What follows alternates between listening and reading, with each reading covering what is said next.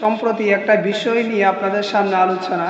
আপনারা দেখেছেন গত কয়েকদিন ধরে হিন্দুদের একটা বড় উৎসব দুর্গোৎসব আশ্বিন মাসের মধ্যে, বাংলা প্রতি বছর আশ্বিন মাসের মধ্যে তাদের সেই বড় উৎসব উদযাপন হয়।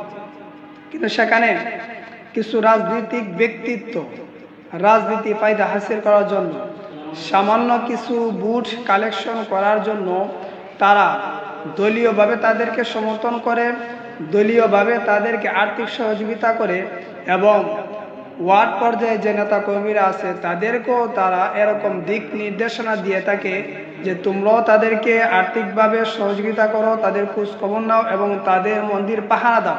কিন্তু এর মধ্যে কারা রয়েছে আপনারা জানেন, বড় বড় দলের কয়েকটা। কিন্তু আজকে আমাকে একজন বলল যে আপনারা হুজুরা, বলো হুজুরা বলতে আমাদের কওমি উলামায়ে কেরাম এবং কওমি উলামায়ে কেরামের যে রাজনৈতিক দলগুলো রয়েছে তারা আজ পর্যন্ত কোনো জায়গার মধ্যে পূজা মণ্ডপে আর্থিক সহযোগিতা করেও নাই, করবেও না এবং মন্দির পাহারা তারা দিয়েও নাই। কিন্তু ইসলামী নাম ধরে যদি বাতিল কয়েকটা দল ইসলামী নাম তাদের সাথে যুক্ত করে যদি সেখানে গিয়ে থাকে, শুভেচ্ছা জানিয়ে থাকে, আর্থিক সহযোগিতা করে থাকে, তাহলে সেটা বিবেচনা আপনারা করবেন।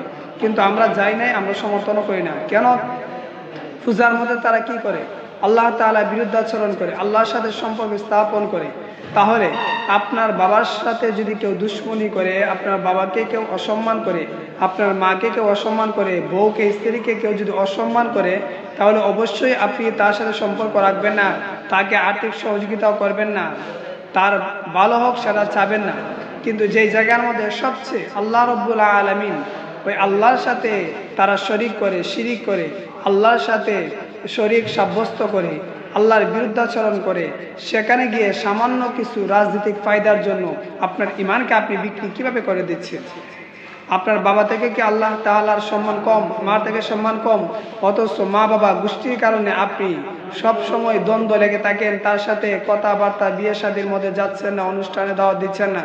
কিন্তু আল্লাহ তাআলাকে সেখানের মধ্যে আল্লাহ তাআলার সাথে শরীক করা হচ্ছে, আল্লাহ তাআলাকে অসম্মান করা হচ্ছে, ইসলামকে ছোট করা হচ্ছে।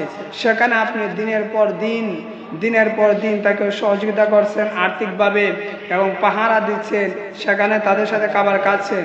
এটা কোনোদিন ইসলাম সমর্থন করে না। তাই আগামী দিনে যারা রাষ্ট্র ক্ষমতার মধ্যে আসবে, জনগণকে আমরা বলবো, যারা এরকম আল্লাহ তাআলার অমান্য করে, আল্লাহ তাআলাকে যারা অসম্মান করে, তাদের সাথে যারা সম্পর্ক স্থাপন করে, তাদের মন্দিরের মধ্যে গিয়ে যারা পাহারা দেয়, নামদারি মুনাফিক কিছু রাজনৈতিক দলগুলা এবং এর মধ্যে যদি নামদারি কিছু ইসলামী দলও থাকে, তাদেরকেও আপনারা বয়কট করবেন। না হয় আপনার ইমান এবং কুফরের মধ্যে বড় একটা পার্থক্য থাকবে। তা আল্লাহ তাআলা আমাদেরকে এগুলা বুঝার তৌফিক দান করুক।